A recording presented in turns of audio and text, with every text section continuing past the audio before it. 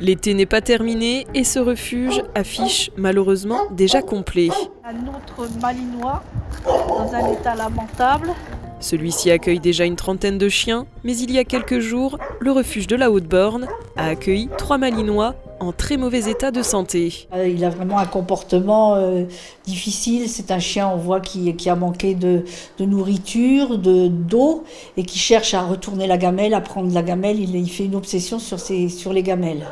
Voilà, donc pour lui retirer ça, ça va être difficile. Ils se nomment Noisette, Falco et Rex.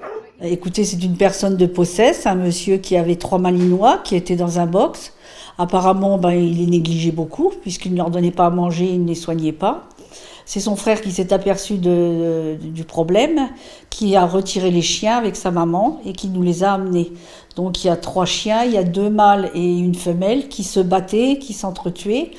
La femelle ça va, mais les mâles sont dans un très mauvais état. Ils ont été hospitalisés quelques jours chez le vétérinaire. Donc ce monsieur ne récupérera pas ses chiens, bien sûr. Et puis on va faire le nécessaire pour les soigner et essayer de les mettre à l'adoption, vu leur comportement un petit peu... Des signes évidents de soumission apparaissent dans le comportement de ces malinois. Cette attitude se traduit par la queue entre les pattes, les oreilles en arrière ou encore le regard souvent détourné.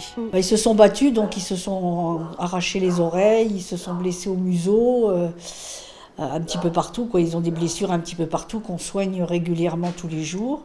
Mais le pire, c'est la maigreur. Il faut évidemment les nourrir comme il faut et puis beaucoup de diarrhée suite à la malnutrition.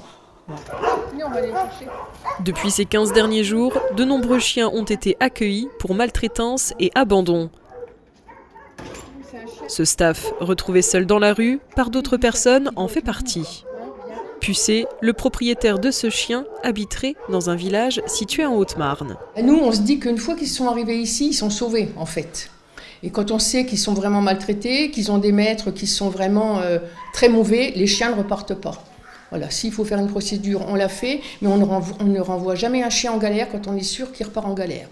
Voilà, donc ça sera le cas pour celui de cet après-midi, on pense. L'année dernière, ce refuge a comptabilisé pas moins de 24 abandons de chiens.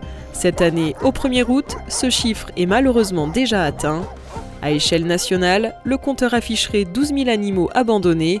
L'été serait devenu la triste saison des abandons.